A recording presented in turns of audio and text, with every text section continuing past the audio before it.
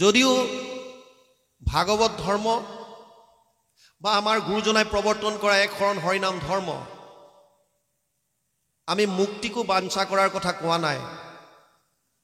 ভাগৱতৰ দ্বিতীয় শ্লোকটোতেই উচ্চাৰণ কৰিছে ধৰ্ম প্ৰৌজিত কেইতৱ, কেইতৱ ধৰ্ম বাদ দিয়াৰ কথা কৈছে।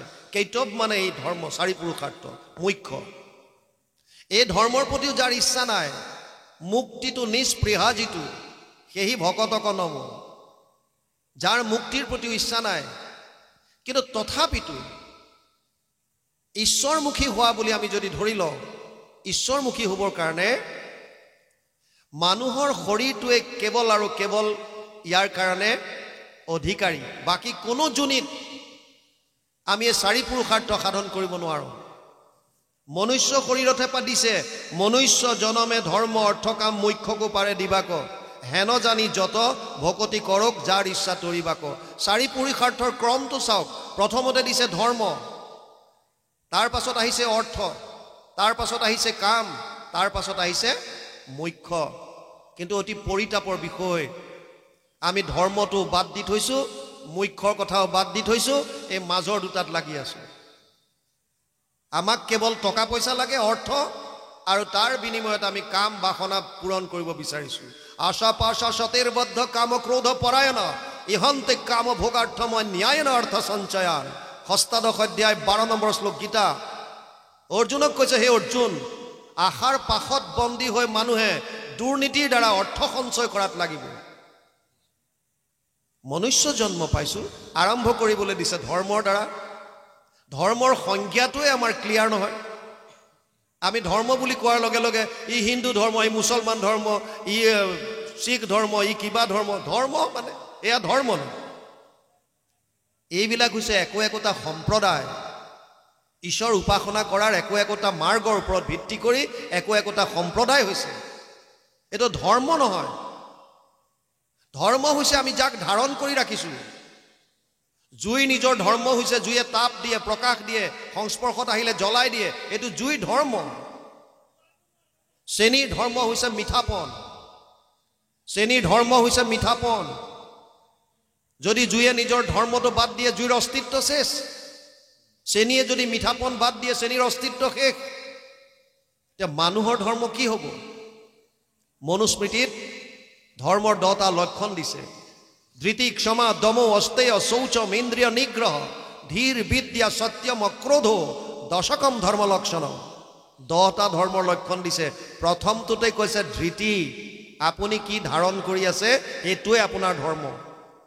মই ভাৰতীয়, মই অসমীয়া, মই উজনিৰ, মই নামনিৰ, মই কেওট, মই কলিতা, মই আহোম, মই ব্ৰাহ্মণ, মই সুধীৰ, আপুনি কি ধাৰণ কৰি আছে? আৰু আটাইতকৈ ইণ্টাৰেষ্টিং কথা, এটা ল'ৰাই যদি সৰু কালিতে ধাৰণ কৰি ল'লে যে মই এজনী ছোৱালী, আৰু যদি আচৰণ, চলা ফিৰা, কথা বতৰা, আচাৰ ব্যৱহাৰ ছোৱালীৰ নিচিনাকে যদি কৰা আৰম্ভ কৰি দিলে, ছোৱালীৰ দৰে যদি চব চলা ফিৰা আৰম্ভ কৰিলে, আচাৰ ব্যৱহাৰ চব ছোৱালীৰ দৰে যদি আৰম্ভ কৰিলে, মনত যদি ধাৰণাটো ধৰি ল'লে যে মই ছোৱালী, মই ছোৱালী, মই ছোৱালী, আপোনালোকে জানি আচৰিত হ'ব, এইখন দেশত ডাঙৰ হৈ লিংগ পৰিৱৰ্তন কৰি ল'ৰা ছোৱালী হৈ গৈছে। কিয়? ধাৰণ কৰি ৰাখিছে, পুহি ৰাখিছে। সেইটো আমি শৰীৰটোকে মই বুলি ধাৰণ কৰি আছোঁ, আৰু শৰীৰৰ লগত সম্বন্ধিত এই যত যিমান আছে সেইটোৱে মোৰ ধৰ্ম বুলি ভাবি আছোঁ। আৰু গুৰুজনাৰ ধৰ্ম ইয়াতকে বহুত ওপৰত। তেওঁ কৈছে, সমস্ত ভূতত ব্যাপী আছোঁ মই, হৰি সবাকো মানিবা তুমি বিষ্ণু বুদ্ধি কৰি। বিষ্ণুময় চোৱাচোন চবকে, আত্মাৰূপে দৰ্শন কৰা। আনকি উদ্ধৱক কোৱাৰ চলেৰে ভগৱান কৃষ্ণই কৈছে, সমস্ত ভূতত বিষ্ণু বুদ্ধি নুহি যাবে, কায় বাক্য মনে অভ্যাসী বা এহি ভাবে। কেতিয়ালৈকে? যেতিয়ালৈকে কুকুৰৰ শৃগালৰ গৰ্দভৰো আত্মাৰাম আমি দৰ্শন কৰিব নোৱাৰোঁ। কি সুন্দৰ! কিন্তু নাই, আমি ধাৰণ কৰি ৰাখিছোঁ মই উজনিৰ, মই নামনিৰ, মোৰ এইখন গাঁৱৰ অমুকৰ, বেলেগ বেলেগ ধৰণৰ আমি ধৰ্ম বনাই ল'লোঁ। ক্ষমা দ্বিতীয় ধৰ্মৰ লক্ষণ। যদি আপুনি কাৰোবাক ক্ষমা কৰিবলগীয়া আছে, ক্ষমা কৰি দিয়ক, একদম পলম নকৰিব। কাৰো প্ৰতি দ্বেষ ৰখাৰ কোনো প্ৰশ্নই নাই যদি কাৰোবাক ক্ষমা কৰি দিব পাৰে ক্ষমা কৰি দিয়ক কাৰোবাৰ ওচৰত যদি ক্ষমা বিচাৰিবলগীয়া আছে অনতি পলমে গৈ ক্ষমা বিচাৰক মোৰ ভুল হৈ গ'ল মোক ক্ষমা কৰক ধৃতি ক্ষমা দম এই 10টা লক্ষণত দুটা বস্তু দিছে দমনৰ ওপৰত এটা দিছে দম এটা দিছে ইন্দ্ৰিয় নিগ্ৰহ সাধাৰণতে দম ইন্দ্ৰিয়ৰ দমন বুজায় কিন্তু ইয়াত ইন্দ্ৰিয় নিগ্ৰহ বেলেগে দিয়াৰ কাৰণে এই দমটোৱে মনৰ ওপৰত কন্ট্ৰোল বুজাইছে মনৰ ওপৰত সংযম ইন্দ্ৰিয়ৰ দমন ধৃতি ক্ষমা দম অষ্টেয় বেলেগৰ বস্তু চুৰ কৰি ননা শৌচম পবিত্ৰতা ধৰ্মৰ এটা লক্ষণ হৈছে পবিত্ৰতা শৌচাংশ দ্বিবিধম প্ৰোক্তম বাহ্যম অভ্যন্তৰম তথা মৃজলাভ্যাম স্মৃতম বাহ্যম ভাৱশুদ্ধি তথান্তৰম দুই ধৰণৰ পবিত্ৰতাৰ কথা কৈছে এটা হৈছে বাহ্যিক আৰু এটা হৈছে ভাৱৰ শুদ্ধতা বাহ্যিক শুদ্ধতাত আমি গুৰুত্ব দিছো আমি ভকত একেখন ধৰ্মধ্বজৰ তলত আছো কিন্তু ভাৱত শুদ্ধতা আছে নে নাই ইজনে সিজনক লেং মাৰিবলৈ বিচাৰি আছো নে নাই এজন মোতকে ওপৰত উঠিব বিচাৰিছে ইয়াক ভৰিত ধৰা উলিয়াই দিয়া ইয়াক টানা কিবা এটা লগোৱা ইয়াৰ ওপৰত কিয় কি ভাৱ শুদ্ধ হৈছে আমাৰ আৰু গুৰুজনাই কৃষ্ণ সংস্কৃতি কি সুন্দৰ দুটা ভাগ কৰি দেখুৱাইছে বাহ্যিক সংস্কৃতি আৰু আভ্যন্তৰীণ আৰু সুন্দৰভাৱে আমাক আভ্যন্তৰীণৰ শুদ্ধতাৰ কাৰণে শ্ৰৱণ কীৰ্তন দি গৈছে কি সুন্দৰ গুৰুজনাৰ ধৰ্ম আৰু আমি কি কৰি আছো আমাৰ মনত পবিত্ৰতা নাই আমি ইজনে সিজনক কেনেকৈ নিচ দেখুৱাব পাৰো কেনেকৈ টানিব পাৰো কোনোবা এজন যদি অকমান ওপৰলৈ উঠিছে ভৰিত ধৰি কেনেকৈ টানিব পাৰো এখন ট্ৰেইনৰ 3টা বগীত গুডছ ট্ৰেইন বিলাক আগতে মালগাড়ী বুলি যে কয় ভেকুলি সাপ্লাই দিছে শিলঙলৈ 2টা বগী সম্পূৰ্ণ ফুল তাত দুৱাৰ আছে বন্ধ কৰা এটা বগী খোলা আগতে কয়লা বিলাক নিয়ে ওপৰত এনেকুৱা কাঠৰ লক্স বিলাকো যায় ওপেন খোলা আছে তাত ভেকুলি ভৰোৱা আছে কিছু দূৰ যোৱাৰ পাছত ৰেলৱে ইন্সপেক্টৰ এজনে চেক কৰি দেখিলে যে আৰে এটো বৰ ডাঙৰ কথা 3টা বগীত ভেকুলি পঠিয়াইছে হয় 2টা বগীটো সম্পূৰ্ণৰূপে দুৱাৰ বন্ধ ইয়াৰ পৰা ভেকুলি পলাব এটাও নোৱাৰে কিন্তু এটা খোলা বগীত পঠাইছে যে ইয়াৰ পৰাটো জপিয়াই সব ওলাব এটো চাইনা নাপাবগৈ দেখো লগে লগে ফোনাফোনি কৰিলে এটো কোনে কৰিছে এনেকুৱা কাম আৰু তাৰ পাছত উত্তৰ পালে যে চিন্তা কৰিবলগীয়া একো নাই এই ভেকুলিখিনি অসমৰ ভেকুলিত এনেকুৱা কি আছে বিশেষত্ব বোলে অসমৰ ভেকুলি এটাই বিশেষত্ব আছে এটা যদি ওপৰত উঠিব বিচাৰে দুটাই ভৰিত ধৰি তললে নমাব কৃষ্ণ এটাও গতিকে ওপৰলৈ উজাপ মাৰিব নোৱাৰে যদি কোনোবা ওপৰলৈ উঠিব বিচাৰে বাকি দুটাই লগে লগে ধৰি তললে নমাই দিব বোলে চিন্তা কৰিবলগীয়া নাই যাবলৈ দিয়া গ্ৰীণ সিগনেল আমাৰ পবিত্ৰতা তেনেকুৱা আমি উঠিবলৈ নিদিও কাকো শৌচাংশ দ্বিবিধম প্ৰোক্তম বাহ্যম অভ্যন্তৰম তথা মৃজলাভ্যাম স্মৃতম বাহ্যম ভাৱশুদ্ধি তথান্তৰম ভাৱ শুদ্ধতাত গুৰুত্ব দিও এখন সুন্দৰ সমাজ কৰিবৰ কাৰণে এটা সুন্দৰ অনুষ্ঠান গঢ়িবৰ কাৰণে এটা সুন্দৰ অনুষ্ঠান আগবঢ়াই নিবৰ কাৰণে আমাৰ ভাৱৰ শুদ্ধতা লাগিব মনৰ শুদ্ধতা লাগিব আৰু তাৰ কাৰণে এনে অনুষ্ঠান যদি ভাৱতে শুদ্ধতাত গুৰুত্ব নিদিও কেৱল বাহ্যিকতাত যদি আমি লাগি থাকো তেতিয়াহলে নহব শৌচাংশ শৌচম ইন্দ্ৰিয় নিগ্ৰহ ধি কাক ধ্যান কৰো আমাৰ ধ্যানৰ কেন্দ্ৰবিন্দু কি বিদ্যা কেনেকুৱা আমাৰ আজিকালি সোশ্যাল মিডিয়াত বিভিন্নজনে শাস্ত্ৰৰ উদ্ধৃতি দিয়ে আৰু কয় যে অমুকত এনেকৈ লিখা আছে আৰে লিখাটো আছে শাস্ত্ৰত বিদগ্ধ মহাপুৰুষ মাধৱদেৱো আছিল এইবিলাক কথা নজনা কথা নহয় মহাপুৰুষ মাধৱদেৱো শাস্ত্ৰত বিদগ্ধ আছিল কিন্তু তেওঁ মাকৰ নৰিয়াত পৰোতে পাঠা ছাগলী আগবঢ়াইছিল আৰু দেৱী মাৰ ওচৰত প্ৰাৰ্থনা কৰিছিল হে দেৱী মা মোৰ মাক ঠিক কৰাই দিয়া পাঠা ছাগলী এযোৰ মই দিম আৰু ঘৰলৈ আহি যেতিয়া গম পালে আপোনালোকে সকলো জানে ভনী জুৱাই ৰামদাসৰ ওচৰত মাকক থৈ গৈছিল গম পোৱাৰ পাছত তেওঁ তেতিয়া ভনী জুৱাইকক পইচা দিছে যে পাঠা ছাগলী এযোৰ আনি দে ৰামদাসে যিহেতুকে গুৰুজনাৰ এক শৰণ হৰিনাম ধৰ্মত শৰণাগতি হৈছে তেওঁ নুশুনাৰ ভাও ধৰি ইফাল কিফাল কৰি আছে শাৰদীয় পূজা আহি গ'ল ওচৰ চাপিল মাধৱ পুৰুষৰ খং উঠিল আৰু ক'লে হকৰা কুচিয়াৰ বুদ্ধিত পাগল কিয় আনি নিদিয় পূজাৰ ছাগল আৰু সেইদিনা ৰামদাসৰ খং উঠি ক'লে আমাৰ আগত দেখাও হ'ব বৰ চোট শংকৰক লগ পাইলে হৈবি লোট সোট মোৰ ওচৰততো ফুটানি দেখাইছ গুৰুজনাক লগ পালে তোৰ হাৱা পানী উলিয়াই দিব কোন গুৰু বোলে শংকৰদেৱ মোক লৈ বল শাস্ত্ৰটো ময়ো জানো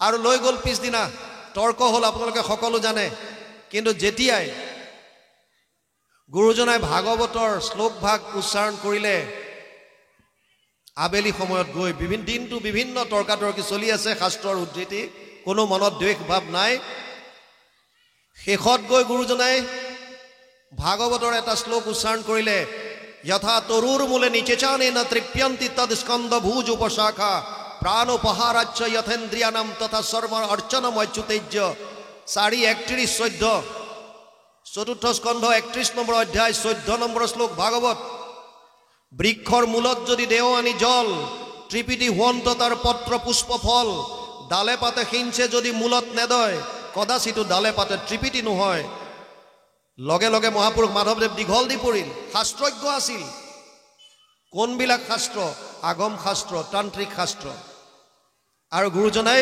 নিগম শাস্ত্ৰ মহাভাগৱতৰ পৰা উদ্ধৃতি দিছে গতিকে অকল শাস্ত্ৰ জানিলেই নহ'ব আপোনাৰ বিদ্যা কেনেকুৱা তাৰ ওপৰত কথা আহিছে সত্যম সততাত আছনে নাই কিবা এটা পাবৰ কাৰণে আপুনি অসতৰ আশ্ৰয় লৈছে নেকি কিবা এটাৰ লোভত পৰি আপুনি যদি অসতাৰ আশ্ৰয় লৈছে অসতৰ যদি আশ্ৰয় লৈছে তেতিয়াহ'লে আপোনাৰ দ্বাৰা কোনো ধৰ্ম হোৱা নাই কাৰণ ধৰ্ম মানে সত্য অক্ৰোধ ক্ৰোধৰ ওপৰত সংযম কৰিব পাৰিছনে নাই এই 10টা লক্ষণ সকলো সম্প্ৰদায়ৰ কাৰণে প্ৰযোজ্য মানুহৰ ধৰ্ম যদি আমি সততাত থাকি যদি অৰ্থ অৰ্জন কৰিছোঁ তেতিয়াহ'লে কোনো ক'বলগীয়া নাই কোনে কৈছে ভকত ধনী হ'ব নোৱাৰে কোনে কয় আপুনি কোটি টকা ঘটক কোনো কথা নাই ভকত দুখীয়া হ'ব লাগিব বুলি ক'ৰবাত লিখা আছে নেকি ক'তো নাই কোটি কোটি টকা ঘটক কিন্তু পাহৰি নাযাব যে মই সততাত থাকিম যিহেতু মই ধৰ্ম কৰিছোঁ গতিকে সত্যত থাকি পেলাই আপুনি ধন ঘটক আৰু সেই ধৰ্মৰ মাজেৰে যদি অৰ্থ উপাৰ্জন কৰিছে এই অৰ্থৰ দ্বাৰা আপুনি কামনা বাসনা পূৰণ কৰক কোনো বাধা নিদিয়ে কোনবিলাক কামনা শাস্ত্ৰসন্মত যিবিলাক কামনা ধৰ্মৰ অবিৰুদ্ধ কামনা ভগৱান কৃষ্ণই কৈছে মই ধৰ্মৰ অবিৰুদ্ধ তাৰ মানে শাস্ত্ৰসন্মত কামনা যদি আছে তেতিয়াহ'লে তাত কোনো কথা নাই আপুনি কৰক সংসাৰ চলাই নিবৰ কাৰণে বহুতো বস্তুৰ প্ৰয়োজন হয় আপুনি লওক ক'ৰ পৰা ল'ব যিটো সততাৰ মাজেৰে অৰ্থ উপাৰ্জন কৰিছে এই অৰ্থৰ দ্বাৰা আপুনি কামনা বাসনা পূৰণ কৰক আৰু তেতিয়া এই কৰ্মকেইটা কৰি প্ৰভু ভগৱন্তৰ নাম যদি আপুনি স্মৰণ কৰি থাকিলে মুক্তি আপুনি বিচাৰিব নালাগে যিটো জনে ফুৰে মাধৱৰ নাম ধৰি পাছে পাছে ফুৰে দেৱ দেৱী স্তুতি কৰি মূৰ্তিমন্ত হুয়া 5 প্ৰকাৰৰ মুকুতি মুকু লৈও বাপ বুলি কৰন্ত কাকুতি নিজে নিজে আহিব গতিকে ইয়াত কৈছে বৰ সুন্দৰভাৱে মনুষ্য জনমে ধৰ্ম অৰ্থ কাম মুখ্যকো পাৰে দিবাক হেন জানি যত ভকতি কৰক যাৰ ইচ্ছা তৰিবাক যোনে মানুহৰ জন্ম সফল কৰিব বিচাৰিলে মহাপুৰুষ মাধৱদেৱে সুন্দৰ ফৰ্মুলা দিছে ঘোষাত মানৱী জনম সফল কৰাৰ ফৰ্মুলা মহাপুৰুষ মাধৱদেৱে ঘোষাত লিখিছে হৰিৰ চৰণে শৰণ লৈলো মানৱী জনম সামফল কৰিলো আৰু গুৰুজনাই কৈছে মনুষ্য শৰীৰ পাই যিটো নৰগণ নকৰে তোমাৰ যদি শ্ৰৱণ কীৰ্তন বিফলে জনম গৈলা ভৈলা সৰ্বনাশ জীৱন্ততে মৰাখিটো ভাথিৰ নিশ্বাস গতিকে ইয়াত প্ৰহ্লাদেও দৈত্য শিশুসকলক কৈছে মানুহৰ জন্ম অতি দুৰ্লভ এই দুৰ্লভ জন্মটো পোৱাৰ পাছত যিজন বুদ্ধিমান হয় তেওঁ কুমাৰ কালৰ পৰা ঈশ্বৰত ভক্তি কৰে কাৰণ এই মানুহৰ জন্মটোৱে মানুহৰ শৰীৰটোৱে 4 পুৰুষাৰ্থৰ কাৰণে উত্তম তনু ইয়াৰ বাহিৰে আৰু বেলেগত এইটো সুবিধা নাই ইয়ালৈকে গৈছে কৃষ্ণ ও ৰাম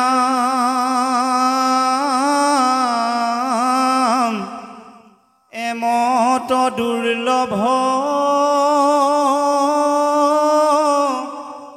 জন্ম পাই আজিতো ভকতি কয়া স্বৰূপ কাম্য কৰ্মযত মিছা হে নজানি তাক বাঞ্ছা নকৰোক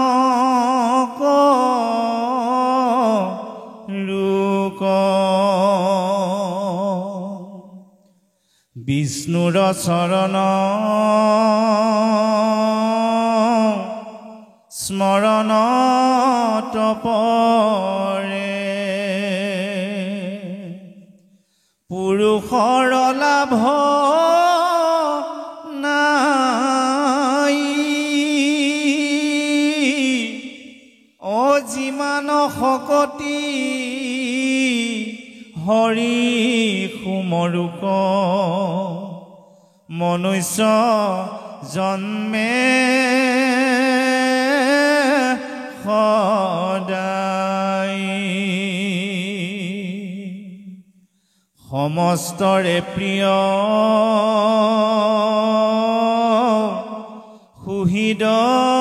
সুহৃদয়াত্মা ও ৰাম জগতৰে পিতা মাতা ও হেন জানিয়ান বিষয় এৰিয়া সদায়ে হৰিক চিন্তা। কৃষ্ণ পদে কৈছে মনুষ্য শৰীৰ চঞ্চল সদায় কেতিক্ষণে কালে ধৰে কোটি কোটি জন্ম উপজি মৰিয়া মনুষ্য নুহি সেন ধৰে। প্ৰথম কৈছে মনুষ্য শৰীৰ চঞ্চল সদায় কেতিক্ষণে কালে ধৰে।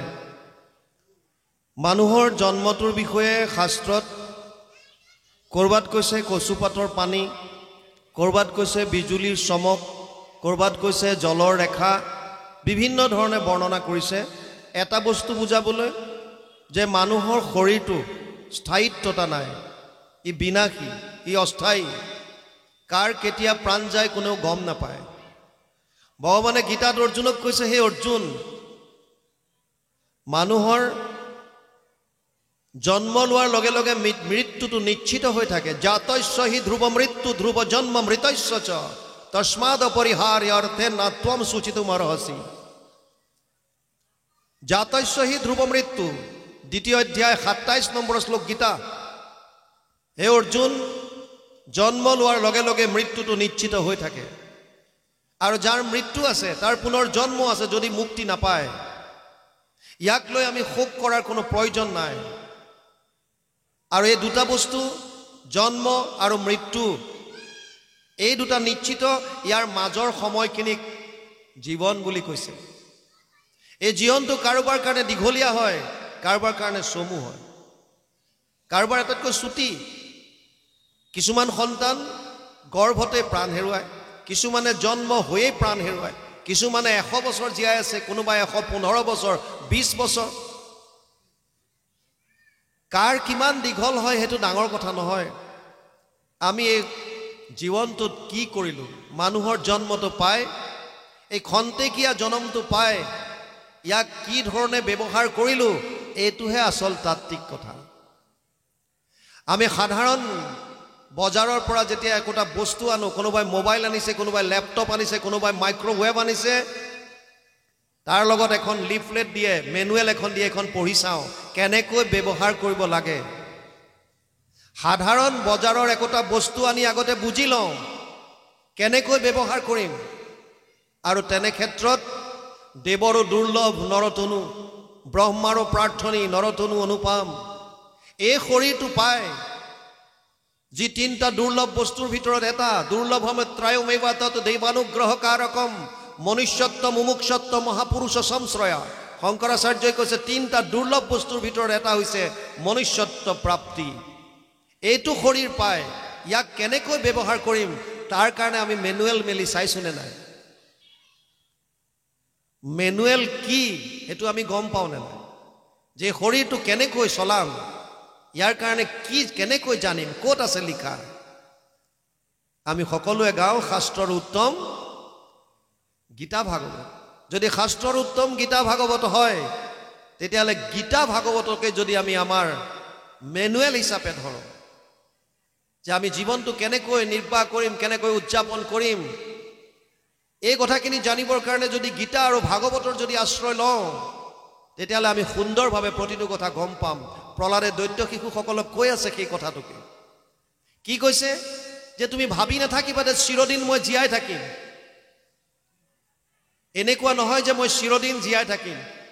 নৱম স্কন্ধত চাব, বহু ৰজা মহাৰজা আহিল,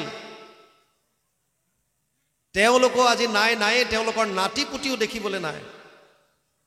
খন্তেকীয়া কেতিকখনে কালে ধৰে।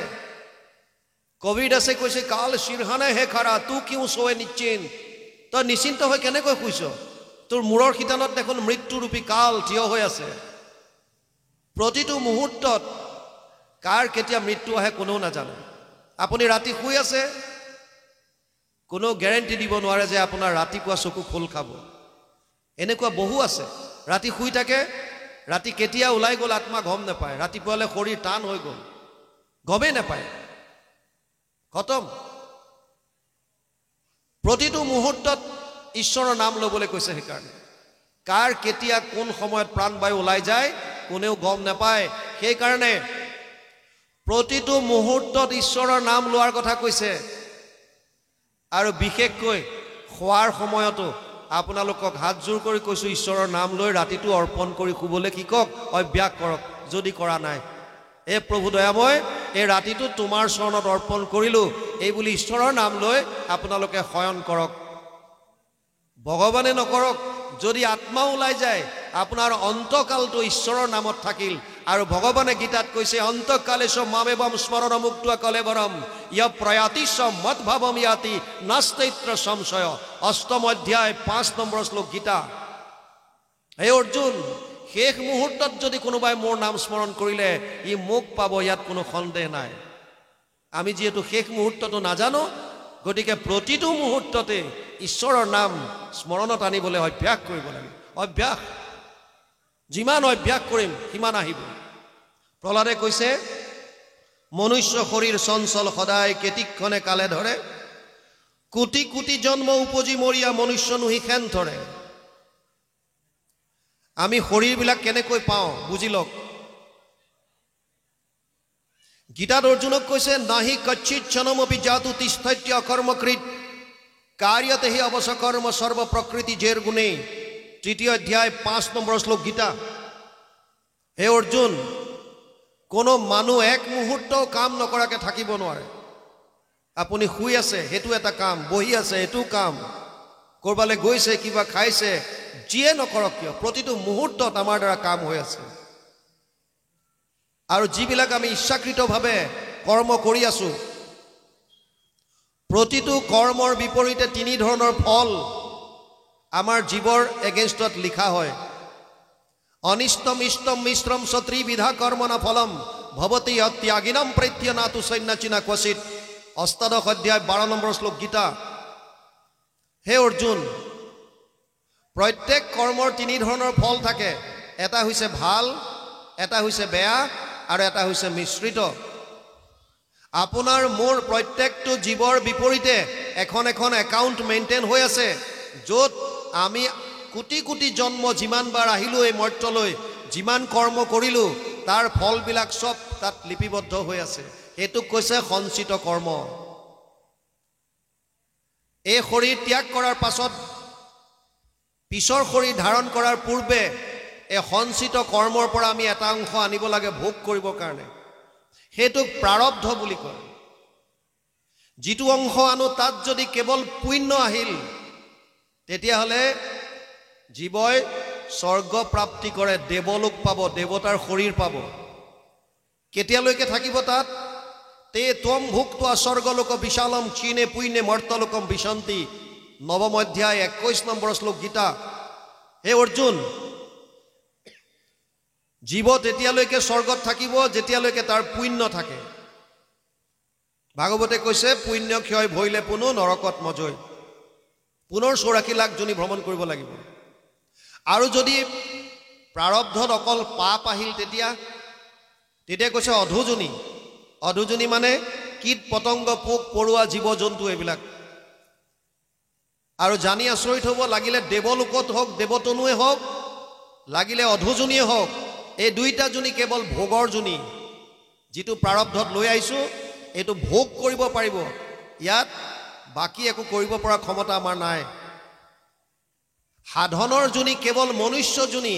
মনুষ্য শৰীৰ কেতিয়া পাম? যেতিয়া প্ৰাৰব্ধত মিশ্ৰিত কৰ্ম আহিব, পাপ পুণ্যৰ মিশ্ৰণ। কেতিয়া আহে? 100 কোটি জন্মান্তৰে হয় মহাভাগ, নৰ শৰীৰক জীৱে তেবে পাৱে লাগ। আৰু আমাৰ প্ৰাৰব্ধত পাপ পুণ্য মিশ্ৰিত অহাৰ কাৰণেই প্ৰত্যেকজন মানুহে জীৱনত সুখ আৰু দুখ দুইটা ভোগ কৰিবলগীয়া হয়। এনেকুৱা কোনো মানুহ নাই পৃথিৱীত যে অকল দুখত আছে, আৰু এনেকুৱা কোনো নাই যোনে ক'ব পাৰে যে মই কেৱল সুখত আছোঁ। অসম্ভৱ। দুইটা বস্তু আছে, সুখ আৰু দুখ। এই শৰীৰটো পোৱাটো অতি দুৰ্লভ। ইয়াৰ কোনো গেৰেণ্টি নাই যে আমি আকৌ এইটো শৰীৰ ত্যাগ কৰাৰ পিছত আকৌ যে মনুষ্য শৰীৰ পাম, তাৰো কোনো গেৰেণ্টি নাই। সেইকাৰণে প্ৰহ্লাদে কৈছে, কোটি কোটি জন্ম উপজি মৰিয়া, মনুষ্য নুহি খেন ধৰে। আকৌ মানুহ হোৱাৰ আশাটো বাদ দিয়ক। যি কৰিব এইটো জন্মতে কৰিবলৈ চাওক। এমত দুৰ্লভ জন্ম পায়া যিটো ভকতিক আচৰক, কাম্য কৰ্ম যত মিছা হেন জানি তাক বাঞ্ছা নকৰক। প্ৰহ্লাদে দৈত্য শিশুসকলক দিয়া উপদেশ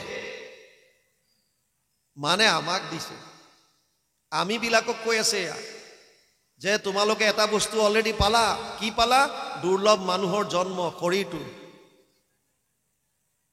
আপোনালোকে জানে মই SSBত আছিলোঁ, এছিষ্টেণ্ট কমাণ্ডেণ্ট হিচাপে। ভকতৰ লগত থাকিম বুলিয়ে ভলণ্টিয়াৰ ৰিটায়াৰমেণ্ট ল'লোঁ 22ত। চাকৰি যদিও আছিল গুচি আহিলোঁ।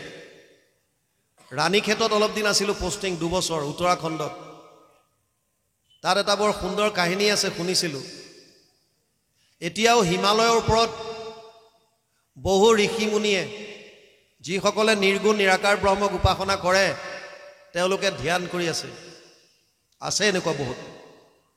বাৰিষাৰ 4 মাহ কটাবৰ কাৰণে তেওঁলোক তললৈ নামি আহে। এনেকৈ এবাৰ কেইজনমান ঋষি নামি আহি এজন ভেড়াৰখীয়াৰ ঘৰত আশ্ৰয় ল'লে। ভেড়াৰখীয়াটোৱে এই সন্ন্যাসী কেইজনক যিমান পাৰে শুশ্ৰূষা কৰিলে। আৰ্থিকভাৱে তেওঁ বৰ ভাল নাছিল, তথাপিও সাধ্য অনুসৰি সন্ন্যাসী কেইজনৰ শুশ্ৰূষাত ক'তো কমি এৰা নাই, যিমান পাৰে শুশ্ৰূষা কৰিছে। এই সন্ন্যাসী কেইজনৰ হাতত এটা আপুৰুগীয়া মণি আছিল, পাৰসমণি বুলি কয়। ভাগৱতত ক'ৰবাত বহুমূলীয়া মণি বুজাবৰ কাৰণে চিন্তামণি ব্যৱহাৰ কৰিছিল। চিন্তামণি, স্পৰ্শমণি এনেকৈ আহে। পাৰসমণি, এই মণিটো যদি লোহাত স্পৰ্শ কৰি দিয়ে, লোহাডাল সোণ হৈ যায়। মণিটো যদি লোহাত স্পৰ্শ কৰে, লোহাডাল সোণ হৈ যায়। এনেকুৱা এটা আপুৰুগীয়া মণি এই কেইজন সন্ন্যাসীৰ হাতত আছিল। আৰু তেওঁলোকে ভেড়াৰখীয়াৰ শুশ্ৰূষাত সন্তুষ্ট হৈ যোৱাৰ সময়ত ক'লে যে বোপাই, তুমি আমাক বহুত শুশ্ৰূষা কৰিলা, তোমাক এই মণিটো দিলোঁ, এই বছৰ তুমি ব্যৱহাৰ কৰা। এইটো পাৰসমণি বুলি কৈ পেলাই দি থৈ গ'ল। আৰু ক'লে এই বছৰ তুমি ব্যৱহাৰ কৰা, অহা বছৰ বাৰিষা আমি যেতিয়া নামি আহিম আমাক ঘূৰাই দিবা। আৰু ভেড়াৰখীয়াটোৱে মণিটো ৰাখি থ'লে। এবছৰ পাৰ হ'ল। পিছৰ বাৰিষাৰ সময়ত যেতিয়া ঋষিকেইজন পুনৰ আহিল, তেওঁলোকে দেখা পালে যে ভেড়াৰখীয়াটোৰ আৰ্থিকভাৱে কোনো উন্নতি হোৱা নাই, আগৰ নিচিনাই আছে। তেওঁলোক আচৰিত হ'ল আৰু সুধিলে, কি তোমাক যে মণি এটা দিছিলোঁ, কি কৰিলা? ভেড়াৰখীয়াটোৱে কৈছে, কোনটো? সেই মণিটো নেকি, যিটো বিৰাট চিকচিকাই থাকে? বোলে সেই মণিটো। তুমি কৰিলা কি? কৈছে, মোৰ আটাইতকৈ মৰমৰ যিটো ভেড়া পোৱালি আছে তাৰ ডিঙিত বান্ধি থৈছোঁ। আপোনাৰ হাতত বহুমূলীয়া সম্পদ আছে, বস্তু আছে, যদি আপুনি ব্যৱহাৰ কৰিব নাজানে কি লাভ? আপোনাৰ ঘৰত গাড়ী আছে, আপুনি চলাব নাজানে। আপোনাৰ ঘৰত ল'ৰাই AC লগাই দিছে, আপুনি ৰিম'টৰে কেনেকৈ কৰে আপুনি নাজানে। আপোনাক TV লগাই দিছে, আপুনি কেনেকৈ ব্যৱহাৰ কৰে নাজানে। আপোনাক এটা মোবাইল আনি দিলে, আপুনি চলাব কেনেকৈ লাগে নাজানে। তে থাকি কি লাভ? যিটো শৰীৰ পাবৰ কাৰণে ব্ৰহ্মায়ো ইচ্ছা কৰে। ভাৰত বৰিষ ধন্য কলিযুগ হৰি হৰি হৰি হৰিয়ে হৰি হৰি হৰি ব্ৰহ্মাৰো প্ৰাৰ্থনী নৰতনু অনুপাম আমি গাই থাকোঁ। আৰু এই অনুপাম নৰৰ অনুপাম যিটো দেহ, এই শৰীৰটো ব্ৰহ্মাই যাক বিচাৰি আছে, সেই শৰীৰটো আমি পোৱাৰ পাছতো যদি ব্যৱহাৰ কৰিব নাজানো, তেতিয়া কি লাভ? কি লাভ? ইয়াক সফল কৰাৰ উপায় হৈছে কৃষ্ণত ভকতি, একান্তভাৱে কৃষ্ণত একান্তভাৱে শৰণ। আৰু সেইকাৰণে ইয়াত প্ৰহ্লাদে কৈছে কেনেকৈ কৰিবা? এমত দুৰ্লভ জন্ম পায়া যিটো ভকতিক আচৰক, কাম্য কৰ্ম যত মিছা হেন জানি তাক বাঞ্ছা নকৰক। ভক্তিৰ কথাই কিয় ক'লে? আৰু দুটা মাৰ্গ আছিল। একাদশ স্কন্ধত ভগৱান কৃষ্ণই বৈকুণ্ঠ প্ৰয়াণৰ প্ৰাক মুহূৰ্তত উদ্ধৱে যেতিয়া সুধিছিল, হে প্ৰভু, তোমাক পাবৰ কাৰণে কি উপায় আছে, কেনেকৈ তোমাক পাব? ভগৱানে কৈছিল যে যোগ ত্ৰায়ময়ী প্ৰোক্তা নৰণম শ্ৰেয় বিধিচ্ছয় জ্ঞানম কৰ্মম চা ভক্তিম চা না উপায় অন্যস্তি কুত্ৰাচিত। 11:20 একাদশ স্কন্ধ 20 অধ্যায় 6 নম্বৰ শ্লোক ভাগৱত। হে উদ্ধৱ, মোক পাবৰ কাৰণে 3টা মাৰ্গ আছে। এটা হৈছে কৰ্ম মাৰ্গ, য'ত যাগ যজ্ঞ পূজা পাতল তাৰ দ্বাৰা মোৰ ওচৰলৈ আহিব পাৰি। এটা হৈছে জ্ঞান মাৰ্গ, য'ত মোৰ নিৰ্গুণ নিৰাকাৰ ৰূপ অৰ্থাৎ ব্ৰহ্মৰূপটোক ধ্যান ধাৰণা সমাধিৰ দ্বাৰা মোৰ ওচৰলৈ আহিব পাৰে। আৰু তৃতীয় মাৰ্গটো হৈছে ভক্তি, য'ত সমস্ত ভূতত মই আছোঁ বুলি ভাৱ লৈ মোৰ টোটেল চাৰেণ্ডাৰ সম্পূৰ্ণৰূপে সমৰ্পণ কৰি কৃষ্ণত একান্তভাৱে শৰণ হৈ মোৰ লীলাসমূহ ভকতৰ লগত শ্ৰৱণ কীৰ্তন কৰি মোৰ ওচৰলৈ আহিব পাৰে, মানে পৰম আনন্দ লাভ কৰিব পাৰে। কিন্তু এটা কথা বুজি লওক, এই 3টা মাৰ্গ শাস্ত্ৰত উল্লেখ আছে, নাই বুলি কোনো ক'ব নোৱাৰে। কৰ্ম মাৰ্গো আছে, জ্ঞান মাৰ্গো আছে, ভক্তি মাৰ্গো আছে। কিন্তু ভগৱান কৃষ্ণই সিদ্ধান্ত কি দিছে সেইটো বুজক। উদ্ধৱক কৈছে, জ্ঞান কৰ্ম ভকতি কহিলো কৰি ভেদ, ভকতি পৰম পন্থ দিলো পৰিচ্ছেদ। হে উদ্ধৱ, আছেতো 3টা মাৰ্গ মোৰ ওচৰলৈ আহিবলৈ, কিন্তু পৰম পথ হৈছে এটা, শ্ৰেষ্ঠ মাৰ্গ হৈছে এটা, এইটো হৈছে ভক্তি। কিয়? বাকী 2টা কিয় বেয়া? আৰু ইফালে অৰ্জুনক গীতাত কৈছে, সমু অহম সৰ্বভূতেষু নামে দৈশ্য অস্তি না প্ৰিয়। 9ম অধ্যায় 29 নম্বৰ শ্লোক গীতা। হে অৰ্জুন, মই সকলোৰে কাৰণে সমান, মোৰ কাৰণে কাৰো প্ৰতি দ্বেষ ভাৱ নাই, কোনো মোৰ কাৰণে বিশেষ প্ৰিয় নহয়, মই উদাসীন সকলোৰ কাৰণে। আৰে যদি তুমি উদাসীন, তেতিয়াহ'লে কিহৰ কাৰণে তুমি কৰ্ম মাৰ্গ আৰু জ্ঞান মাৰ্গক ছাইড কৰি ভক্তিক শ্ৰেষ্ঠ বুলি ক'লা? কিয়? যদি তুমি উদাসীনে, তোমাৰ যদি কাৰো প্ৰতি প্ৰীতিভাৱ নাই, কোনো যদি তোমাৰ প্ৰতি দ্বেষ্যভাৱ নাই, তেতিয়াহ'লেনো তুমি যাগ যজ্ঞ পূজা পাতল আৰু নিৰ্গুণ নিৰাকাৰ ব্ৰহ্মক উপাসনা কৰা 2টা মাৰ্গ ছাইড কৰি ভকতি পৰম পন্থ বুলি কিয় ক'লা? কিবা দ্বেষ ভাৱত ক'লা নে কি? তাৰ আগতে বুজি লওক, জীৱৰ লগত ভগৱানৰ সম্বন্ধ কি, আমাৰ লগত ভগৱানৰ সম্বন্ধ কি? অৰ্জুনক কৈছে, পিতা সমস্য জগত মাতা ধাতা পিতামহ বেদ্যম পবিত্ৰ ওংকাৰ ঋক সাম যজুৰে বচ। 9ম অধ্যায় 17 নম্বৰ শ্লোক গীতা। হে অৰ্জুন, মই সমস্ত জগতৰ পিতা, মই মাতা, মই পিতামহ, মই বেদৰ ওংকাৰ প্ৰণৱ, মই ঋগ্বেদ সামবেদ যজুৰ্বেদ, মই জ্ঞান মই। গতিকে যিজন আমাৰ পিতা, যিজন আমাৰ মাতা, যিজন আমাৰ পিতামহ, তেওঁ কি সন্তানৰ বেয়া চিন্তা কৰিব, অহিত চিন্তা কৰিব? কোন এনেকুৱা মাক বাপেক আছে যোনে সন্তানৰ অহিত চিন্তা কৰিব? কোনেও নকৰে। নিজৰ সন্তান যদি চোৰ ডকাইত হয়, বিপথেও পৰিচালিত হৈ আছে, তথাপিও মাক বাপেকে অহিত চিন্তা কৰিব নোৱাৰে। তেতিয়াহ'লে ভগৱানে আমাৰ কি অহিত চিন্তা কৰি পেলাই 2টা মাৰ্গ ছাইড কৰি ভকতি পৰম পন্থ বুলি ক'লে নেকি? নহয়। এই 2টা মাৰ্গ কলিযুগৰ মানুহৰ কাৰণে কিহৰ কাৰণে ছাইড কৰিলে কথাটো বুজক। উদ্ধৱক কৈছে, যাগ যজ্ঞ পূজা পাতল কৰাত আপত্তি একো নাই, কিন্তু মন্ত্ৰস্য চ পৰিজ্ঞাতম কৰ্ম সুধীৰ মদৰ্পণম ধৰ্ম সম্পদতে ষডভি অধৰ্মস্য বিপৰ্যয় 11, 21, 15 একাদশ স্কন্ধ 21 অধ্যায় 15 নম্বৰ শ্লোক ভাগৱত। হে উদ্ধৱ, কৰ্ম মাৰ্গত যাগ যজ্ঞ পূজা পাতলত 6টা বস্তুৰ শুদ্ধতা থাকিব লাগিব। স্থান, কাল, পাত্ৰ, দ্ৰব্য, মন্ত্ৰ, ক্ৰিয়া, এই 6টা বস্তুৰ শুদ্ধতা থাকিলেহে ধৰ্ম হ'ব, নহ'লে বিপৰ্যয় ঘটিব। যাজকৰ মৃত্যু পৰ্যন্ত হ'ব পাৰে, সেৱকীৰ। স্থান, যজ্ঞ য'তে ত'তে নহয়। জনক আদি ৰজাই যজ্ঞৰ স্থান তৈয়াৰ কৰিবৰ কাৰণে 12 বছৰ নিজে হাল বাইছিল, শাস্ত্ৰত আছে। এনেকৈ হাল বাওঁতে হালৰ শিয়লিত সীতাক পাইছিল। আৰু এতিয়া য'তে ত'তে যাগ যজ্ঞ কৰিলে হ'ব নেকি? কাল, সূৰ্য উদয়ৰ পৰা সূৰ্য অস্তৰ ভিতৰত এই সময়ত দিনৰ ভাগত তাকো বিভিন্ন সময় উলিয়াই সেইমতে যেনেকৈ চাই চিতি দিয়ে সেইটো মতে যজ্ঞ কৰিব লাগিব। তাত ব্যৱহাৰ কৰা দ্ৰব্য, পাত্ৰ যত যিমান আছে শুদ্ধ হ'ব লাগিব। আৰু আটাইতকৈ ডাঙৰ কথা হৈছে মন্ত্ৰ উচ্চাৰণ। আগৰ যিসকল বিপ্ৰ আছিল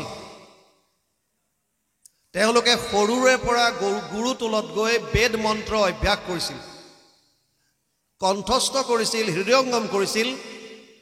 তথাপিতো মন্ত্ৰ পাহৰে আৰু মন্ত্ৰ ভুল হয়। নাভাগৰ চৰিত্ৰ আছে ভাগৱতত, আপোনালোকে চাব। নভগৰ এজন পিতেক আছিল নাভাগ। নাভাগ যেতিয়া তলত থাকে, গুৰু শিষ্য গুৰুৰ তলত গৈ যেতিয়া শিক্ষা আহৰণ কৰি থাকে, ককায়েক কেইটাই বাপেকৰ বস্তু সম্পত্তি ভাগ কৰি লৈ লয়। নাভাগ ঘৰলৈ আহে, দেউতাকক কয়, দেউতা মোৰ সম্পত্তি ক'ত? বাপেকে কয় যে তোৰ সম্পত্তি মই একো নেজানো, ককায়েৰহঁতক সোধগে, সিহঁতে নিজে নিজে ভাগ কৰি লৈ গ'ল চব। আৰু নাভাগে গৈ ককায়েকহঁতক সোধে গৈ, দাদা মোৰ কাৰণে কিবা থৈছানে নাই পৈতৃক সম্পত্তি? ককায়েকহঁতে কয় যে আমিতো নেজানো তোৰ সম্পত্তি, তই দেউতাক সোধ, আমি তোৰ একো অনা নাই। নাভাগ আহি বাপেকক সোধে, দেউতা দাদাহঁতে কৈছে মোৰ কাৰণে সম্পত্তি বোলে তোমাৰ হাততে থৈ গৈছে। বাপেকে ক'লে, ঔ পাই তোৰ ককায়েৰহঁতে ফাঁকি দিছে, তোৰ কাৰণে একো থৈ যোৱা নাই, কিন্তু তই চিন্তা নকৰিবি। আমাৰ ঘৰৰ পৰা কিছু নিলগত ঋষিসকলে যাগ যজ্ঞ কৰি আছে। 3য় দিনৰ দিনা তেওঁলোকৰ মন্ত্ৰ ভুল হয়। গতিকে তই যা তালৈ, তই যিহেতুকে বেদ মন্ত্ৰত পাৰ্গত, তেওঁলোকৰ মন্ত্ৰটো সোঁৱৰাই দিবি আৰু তেতিয়া যজ্ঞৰ অৱশিষ্টখিনি তোক দিব। তই অজস্ৰ ধন সোণৰ বস্তুবিলাক পাই যাবি। আৰু নাভাগ যায়, ঋষিসকলৰ যেতিয়া মন্ত্ৰ পাহৰি যায়, যেতিয়া সেইসকল ঋষি যি বেদত পাৰ্গত তেওঁলোকৰো মন্ত্ৰ ভুল হয়। আৰু তেতিয়া নাভাগে সোঁৱৰাই দিয়ে। সোঁৱৰাই দিয়াৰ পাছত তেওঁলোকে যজ্ঞ সম্পূৰ্ণ কৰে আৰু অৱশিষ্টখিনি নাভাগক দিয়ে, এয়া লৈ যোৱা। এইটো পিছৰ কথা।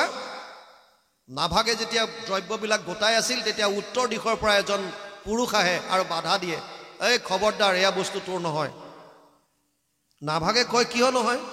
মই ঋষিসকলক দেউতাৰ আদেশ মৰ্মে আহি মন্ত্ৰ সোঁৱৰাই দিছিলোঁ, এয়া বস্তু মোক দি গৈছে। বোলে নাই নাই, এয়া মোৰ বস্তু, যজ্ঞৰ অৱশিষ্টৰ অধিকাৰ মই, তোৰ ইয়াত অধিকাৰ নাই। দুইজনৰ মাজত যেতিয়া কথোপকথন হ'ল, সেই পুৰুষজনে কৈছে, ঠিক আছে যা, মই তোৰ দেউতাৰক সাক্ষী মানিলোঁ, তই ঘৰলৈ যা, তোৰ দেউতাৰক সুধিয়া, যদি তোৰ পিতৃ নভগে যদি কয় যে এই অৱশিষ্ট তোৰ অধিকাৰ আছে, তেতিয়া তই সম্পূৰ্ণ লৈ যাবি। নাভাগ বাপেকৰ ওচৰলৈ পুনৰ আহে, দেউতা তুমি কোৱাৰ ধৰণে গৈ মই মন্ত্ৰ সোঁৱৰাই দিলোঁ, ঋষিসকলে মোক সমস্ত দ্ৰব্য দি গ'ল, কিন্তু উত্তৰ দিশৰ পৰা কোনোবা এজন পুৰুষ আহি মোক বাধা দিছে দ্ৰব্যখিনি সংগ্ৰহ কৰাত। আৰু শেষত মোক ক'লে, বোলে তই যা, তোৰ পিতৃয়ে যিটো কয় সেইটোৱে মই মানি ল'ম, এতিয়া তুমি কোৱা মোৰ কিয় অধিকাৰ নাই সেয়া।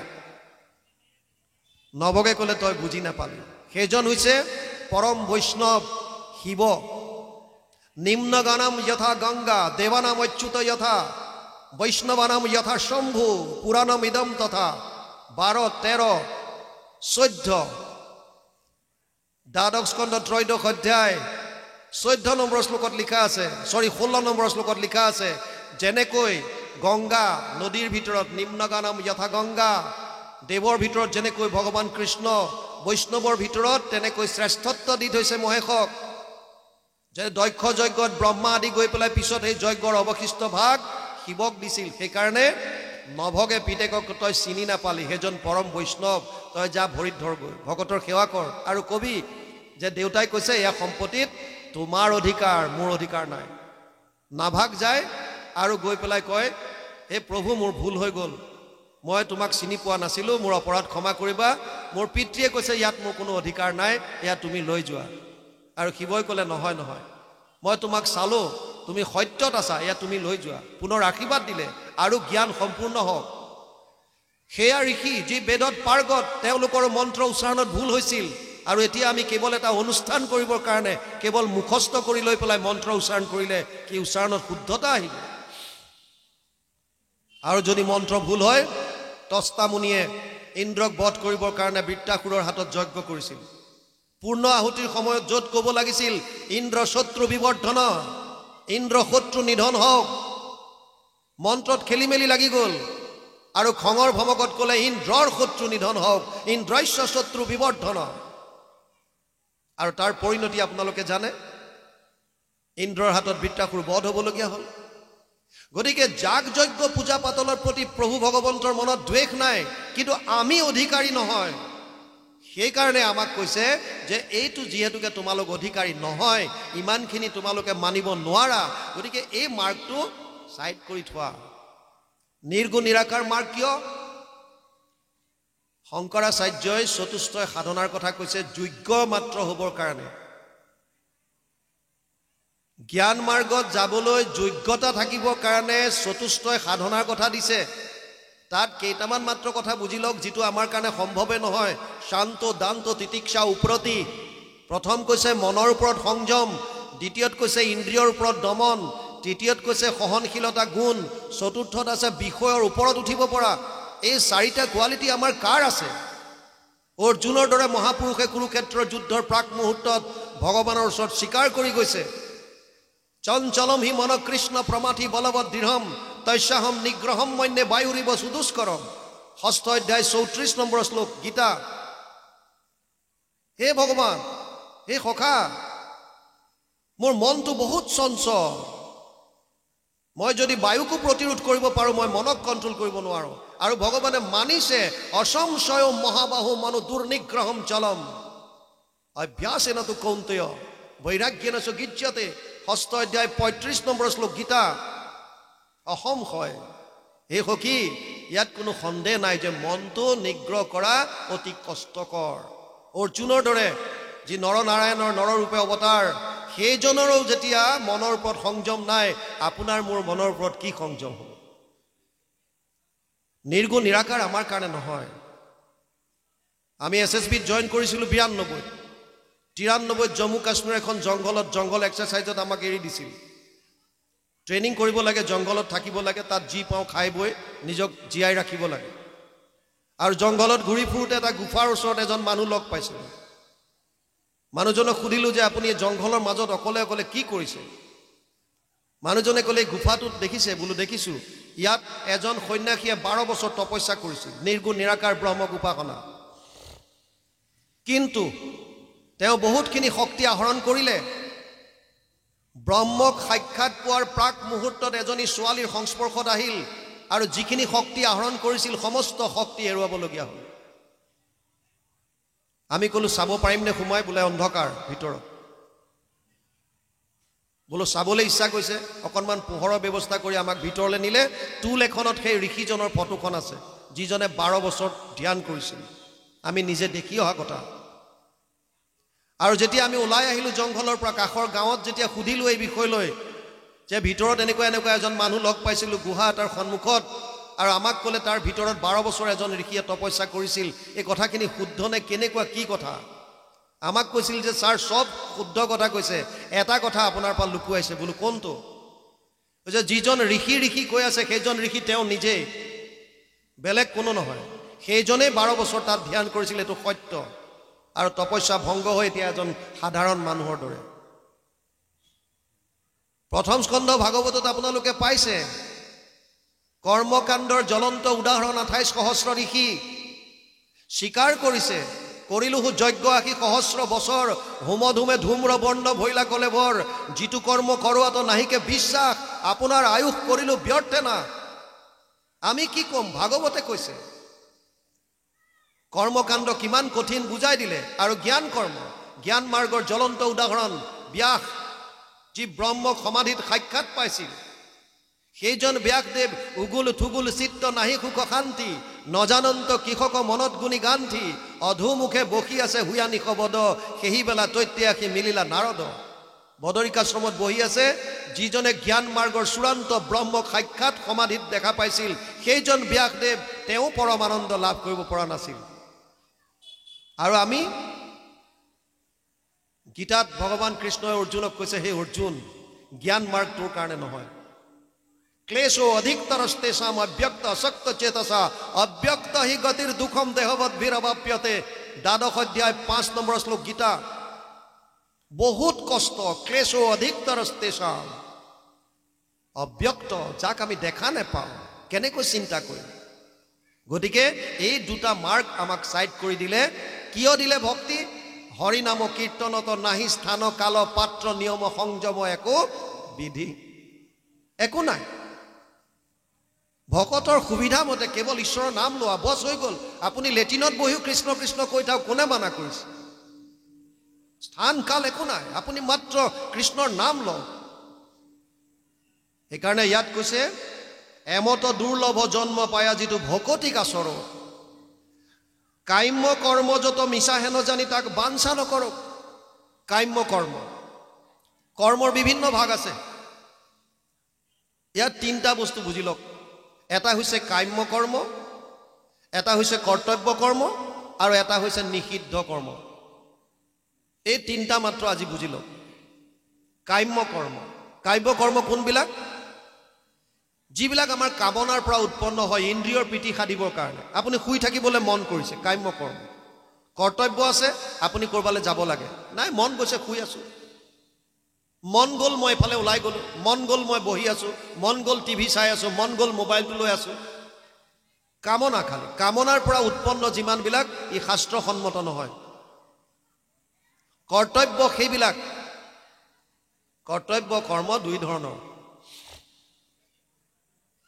এক হৈছে আত্মাৰ বাবে কৰা এক হৈছে শৰীৰটোৰ বাবে কৰা ধৰ্মক দুই ধৰণে ভাগ কৰিছে বুজি লওক এটা হৈছে শৰীৰৰ ধৰ্ম হেতু শাৰীৰিক ধৰ্ম বুলি কয় কৰ্তব্য দুটা ভাগ আৰু এটা হৈছে আত্মাৰ ধৰ্ম হেতু আধ্যাত্মিক ধৰ্ম বুলি কয় শৰীৰৰ ধৰ্ম কোনবিলাক শৰীৰটোৰ লগত সম্বন্ধিত ব্যক্তি বা বস্তুৰ প্ৰতি শাস্ত্ৰসন্মত যিমানখিনি কৰ্তব্য কৰণীয় কৰ্ম আছে সেইখিনি শাৰীৰিক কৰ্ম বুলি কোৱা হৈছে কৰ্তব্য আত্মাৰ সদ্গতিৰ কাৰণে আত্মাই পৰমানন্দ লাভ কৰিবৰ কাৰণে শাস্ত্ৰসন্মত যিখিনি কৰ্ম সেইখিনিক আধ্যাত্মিক কৰ্ম বা আধ্যাত্মিক ধৰ্ম নাম দিয়া হৈছে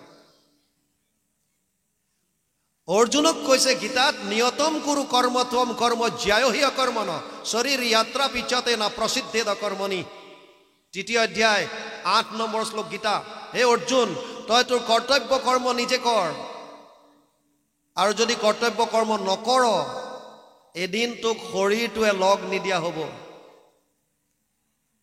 আজি বৰ্তমান সমাজত আমাৰ অসমীয়া সমাজ বিশেষকৈ বেছিভাগ আমি কৰ্ম বিমুখ হৈ গৈছো পৰিশ্ৰম কৰিবলৈ টান পোৱা হলো বহুখিনি আগৰে যদি চাওঁ পুৰণা ইয়াত যিসকল জ্যেষ্ঠ লোক আছে তেওঁলোকে স্কুল যোৱাৰ আগত অফিচ যোৱাৰ আগত নিজৰ বাৰীত নিজৰ পথাৰত তেওঁলোকে নিজৰ কৰ্ম কৰিছিল পৰিশ্ৰম কৰিছিল শাৰীৰিক পৰিশ্ৰম কিন্তু বৰ্তমান আমাক ইজি আৰ্নিং লাগে সহজতে সুলভতে পোৱা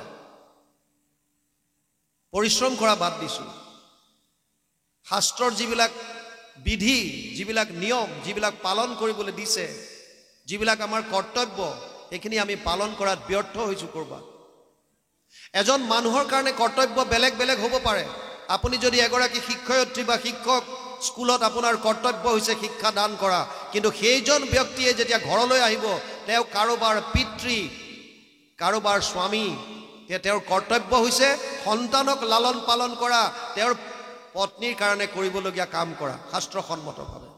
সেইটো তেওঁৰ কৰ্তব্য। তেওঁ যদি এখন সমাজৰ নাগৰিক, গতিকে সমাজৰ প্ৰতি তেওঁৰ কৰ্তব্য আছে। তেওঁ এখন দেশৰ নাগৰিক, দেশখনৰ প্ৰতি কৰিবলগীয়া কৰ্তব্য আছে। শাৰীৰিক, আধ্যাত্মিক, আত্মাৰ কাৰণে কি কৰিছোঁ আমি? এই যে অনুষ্ঠান আমি শ্ৰৱণ কীৰ্তন কৰিছোঁ, এই আধ্যাত্মিক ধৰ্ম। আৰু ভগৱান কৃষ্ণ ইয়ালৈকো অৰ্জুনক গেৰেণ্টি দিছে, যদি কিবা কাৰণত আধ্যাত্মিক কৰ্ম কৰাৰ সময়ত শাৰীৰিক কৰ্মত যদি ব্যাঘাত জন্মিল আৰু তাৰ পৰা যদি তোৰ জীৱনত কিবা পাপো হয়, তই চিন্তা নকৰিবি। অহম সৰ্ব পাপেভ্যো মোক্ষয়িষ্যামি মা শুচ। অষ্টাদশ অধ্যায় ৬৬ নম্বৰ শ্লোক। হে অৰ্জুন, আধ্যাত্মিক ধৰ্ম কৰাৰ ক্ষেত্ৰত যদি শাৰীৰিক কৰ্মত ক'ৰবাত ব্যাঘাত জন্মিল, তই যদি কিবা কৰিব নোৱাৰা কাৰণে তোৰ পাপ হৈ গ'ল, তই চিন্তা নকৰিবি, মই তোক সমস্ত পাপৰ পৰা উদ্ধাৰ কৰি লৈ আহিম। তাৰমানে মানুহৰ জন্মৰ মূল উদ্দেশ্য হৈছে আধ্যাত্মিক, আধ্যাত্মিকতাত গুৰুত্ব দিছে। আৰু ইয়াত সেইকাৰণে কৈছে কাম্য কৰ্মবিলাক বাদ দে। এতিয়া আমি কাম্য কৰ্ম কিয় কৰোঁ? কাম্য কৰ্তব্য নিষিদ্ধ, শাস্ত্ৰই যিবিলাক মানা কৰিছে নিষিদ্ধ। চাওক, শাস্ত্ৰত দুটা বস্তু আছে, এটা হৈছে বিধি, এটা হৈছে নিষেধ। একদম সাধাৰণভাৱে বুজিব। আপুনি ডাক্তৰৰ তাত গৈছে, আপোনাৰ শাৰীৰিকভাৱে অসুস্থ, গাটো ভাল লগা নাই, ডাক্তৰে চালে, চেক কৰিলে, আপোনাৰ তেজ পৰীক্ষা কৰোঁতে ওলাল যে আপোনাৰ চুগাৰ বাঢ়িছে, ডায়েবেটিছে পালে। লগে লগে তেওঁ ঔষধ পাতি লিখিলে আৰু লগত ইফালে আপোনাক কিছুমান উপদেশ দিলে, সেইখিনি বিধি। এইকেইটা কৰিব, ৰাতিপুৱা খোজকাঢ়িব, আবেলি নহ'লে খোজকাঢ়িব, এইটো বিধি। তলত লিখিলে যে মিঠাইটো নাখাব, এইটো নিষেধ। যিটো কৰিবলৈ কৈছে সেইটো বিধি, যিটো কৰিবলৈ হাক দিছে সেইটো নিষেধ। শাস্ত্ৰত দুটাই কথা আছে, বিধি নিষেধ। কৰিবলৈ কৈছে কৰা, এইটো কৰ্তব্য, মানা কৰিছে নিষেধ। আৰু আমি কাম্য কৰ্মত বেছি গুৰুত্ব দিওঁ, কিয়? চাওক, পৃথিৱীত 900 কোটিৰ ওপৰত মানুহ আছে, কাৰো লগত কাৰো মিল নাই, বৈষম্যতাৰে ভৰা এইখন সংসাৰ। আমাৰ ইজনৰ লগত সিজনৰ কাৰো মিল নাই, অলপ হ'লেও পাৰ্থক্য। সেইকাৰণে আমি চিনি পাওঁ, এজন অমুক, এজন তমুক, এজন তমুক। আনকি জানি আচৰিত হ'ব যে আমাৰ এই আঙুলিৰ চাপকেইটা, এইকেইটাও কাৰো লগত কাৰো নিমিলে। সেইকাৰণে আঙুলিৰ চাপ দিবলগীয়া হয়, আধাৰ কাৰ্ড উলিয়াওঁতে বা বুঢ়া আঙুলিৰ চাপ দিবলগীয়া হয়, LTI বা RTI বুলি কয় যে বেংকত। এইখন জেগাও কাৰো লগত কাৰো নিমিলে। ইমান বৈষম্যতাৰে ভৰা এইখন সংসাৰ, কিন্তু এটা বস্তুৰ মিল আছে ইয়াত, আমাক সকলোকে আনন্দ লাগে। কীট পতংগ, জীৱ জন্তুৰ পৰা বুলি, চোৰ ডকাইতৰ পৰা বুলি, ৰজা মহাৰাজালৈকে চবকে এটা বস্তুৱে লাগে, এটা বস্তুৰ পিছতে আমি দৌৰি আছো, সেইটো হৈছে আনন্দ। আনন্দ লাগে সকলোকে, ইয়াত কোনো দ্বিমত নাই। এই আনন্দটো পাবৰ কাৰণেই আমি কাম্য কৰ্মবিলাক কৰিছোঁ। কিয়? কাৰণ আমি গম পোৱা নাই আনন্দটো আচলতে আছে ক'ত। প্ৰথম বুজক, আনন্দ কিয় লাগে, চবে আনন্দ কিয় বিচাৰিছে? কাৰণ আমি পৰম আনন্দৰ অংশ, আমি মূললৈ যাব বিচাৰিছোঁ। মামেবংশ জীৱলোকে জীৱভূত সনাতন, পঞ্চদশ অধ্যায় 7 নম্বৰ শ্লোক গীতা। অৰ্জুনক কৈছে, হে অৰ্জুন, যিমান জীৱ আছে চব মোৰ অংশ। আৰু ভগৱান কোন? সহজানন্দ, স্বৰূপানন্দ, হৃদয়ানন্দ, প্ৰেমানন্দ, সচ্চিদানন্দ, চিদানন্দ, সদানন্দ। আনন্দই আনন্দটো, ৰসো বৈশহ, ভগৱান আনন্দ স্বৰূপ। আৰু পৰম আনন্দৰ অংশ হলো আমি, গতিকে আমি আমাৰ মূললৈ যাব বিচাৰি আছো, তাৰ মানে আমাক আনন্দ লাগে। কিন্তু ডাঙৰ কথা হৈছে, এতিয়া আনন্দটো পাম ক'ত, এই বস্তুটো আমি বুজি পোৱা নাই। এই যদি তত্ত্বটো গম পাই যাওঁ, তেতিয়াহ'লে আমাৰ প্ৰায়বিলাক মানুহৰ দৃষ্টিকোণ সলনি হৈ যাব। আমি আনন্দটো ক'ত বিচাৰি আছো? 3টা মূল তত্ত্ব আছে, ভগৱান, মায়া, জীৱ। আমি হৈছোঁ জীৱ, আমাক আনন্দ লাগে। আনন্দ বিচৰাৰ জেগা আছে 2টা, এটা হৈছে ভগৱান আৰু এক হৈছে তেওঁৰ মায়াৰ সংসাৰ মানে মায়া এই দুটাৰ মাজত কোনোবা এটাত আনন্দ আছে ক'ত পাম এতিয়া আনন্দটো জানিবৰ কাৰণে দুইটা বস্তুৰ বিষয়ে বুজিব লাগিব আসলতে ভগৱাননো কি আৰু মায়ানো কি মায়াৰ বিষয়ে চতুশ্লোকী ভাগৱতত প্ৰভু ভগৱানে ব্ৰহ্মাক কৈ থৈছে 4টা শ্লোকত ভাগৱত দিছিল যি বিস্তাৰ কৰিছে 18,000লৈ দ্বিতীয় শ্লোক চতুশ্লোকী ভাগৱতৰ ঋতেৰ্থে যত প্ৰতীয়ত না প্ৰতীয়ত চাত্মানি তদ বিদ্যাদাত্মনো মায়া যথা ভাসো যথা তম 2:34 দ্বিতীয় স্কন্ধ 9ম অধ্যায় 34 নম্বৰ শ্লোক ভাগৱত তাত কৈছে গুৰুজনে অনুবাদ কৰিছে পানীৰ দৰে ভাষাৰে মায়াৰ বিষয়ে দ্বিতীয় স্কন্ধ ভাগৱতত অবস্তুক দেখাওয় বস্তুক আবৰি এহিকে মোহৰ মায়া জানা নিষ্ট কৰি নাথাকিতো যেন দেখি চন্দ্ৰমা দুটয় থাকিতো ৰাহুক যেন কেহু নেদেখয় সেহি মতে মায়া আৰ কৰি ঈশ্বৰক আশাৰ বিষয় সদা দেখাওয় জীৱক অবস্তুক বস্তু কৰি দেখুৱায় আমাৰ জেছলমেৰত পোষ্টিং আছিল 95 পৰা 2001 লৈকে গৰম দিনত তাত গোটেই মৰুভূমি 52 ডিগ্ৰী সেলসিয়াছলৈকে আমি নিজে ৰেকৰ্ড কৰিছিলোঁ নোট কৰিছিলোঁ মৰুভূমিৰ বালিত যেতিয়া অতিকৈ ৰ'দ পৰিলে দূৰলৈ যেতিয়া আমি চাওঁ এনেকুৱা লাগে কিছু দূৰত যেন পানী আছে হ্ৰদ আছে এইটো আপোনালোকে ইয়াতো পাব যেতিয়া খুব ৰ'দত আলকতৰা দিয়া পকালিবিলাকত যদি চাই দূৰলৈ পানীৰ আভাস আপোনালোকে পাব যদিও পানী পানী যেন লাগে আসলতে সেয়া পানী নহয় আপুনি যিমান আগবাঢ়ি গৈ থাকিব পানীও সিমানে গৈ থাকিব অবস্তুক বস্তু কৰি দেখুৱায় গতিকে মায়াত যদি আপুনি সুখ বিচাৰি ফুৰিছে ই ক'ৰ পৰা দিব নোৱাৰে দিব তেতিয়াহ'লে ক'ত থাকিব সুখ মায়াত যদি নাই ভগৱানত থাকিব প্ৰমাণ তৈত্তৰীয় উপনিষদ বেদত বোলে ৰসো বৈশ্য ভগৱান আনন্দ স্বৰূপ বুলি কৈছে কৃষ্ণ শব্দৰ অৰ্থ দিছে আনন্দ কৃষি ভূবাচক শব্দ নচ নিবৃত্তিবাচক দ্বয়োৰ একাত পৰম ব্ৰহ্ম কৃষ্ণ ইতি অভিধীয়তে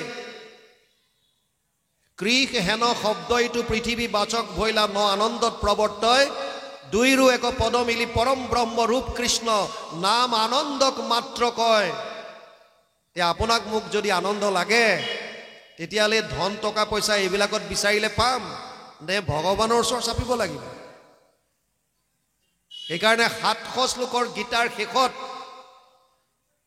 ভগৱান কৃষ্ণই অৰ্জুনক কৈছে গীতাত 700 শ্লোক আছে এটা শ্লোক ধৃতৰাষ্ট্ৰই কৈছে 40টা শ্লোক সঞ্জয়ে ধৃতৰাষ্ট্ৰক যুদ্ধৰ বৰ্ণনা দি আছে অৰ্জুন কৃষ্ণ অৰ্জুন সংবাদ কৈছে অৰ্জুনে 85টা শ্লোকত মনৰ সংশয় ভগৱানৰ ওচৰত প্ৰকাশ কৰিছে আৰু ভগৱান কৃষ্ণই 574টা শ্লোকত গীতাৰ উপদেশ দিছে অৰ্জুনৰ সংশয় নিৰাকৰণ কৰি গৈ আছে শেষত নিজৰ সিদ্ধান্ত ভগৱান কৃষ্ণই দিছে সৰ্বগুহ্যতমম ভূয় শ্ৰেণুমে পৰমম বচ ইস্তৌসি মে দৃঢ়মিতি তত বক্সামি তে হিতম অষ্টাদশ অধ্যায় 64 নম্বৰ শ্লোক গীতা হে অৰ্জুন তোক মই এতিয়া গোপনীয়ৰ পৰা গোপনীয় কথাটো কওঁ শুন কি ক'লে সৰ্বধৰ্মান পৰিত্যাজ্য মাম একম শৰণম ব্ৰজ অহম ত্ব সৰ্ব পাপেভ্যো মোক্ষয়িষ্যামি মা শুচ অষ্টাদশ অধ্যায় 66 নম্বৰ শ্লোক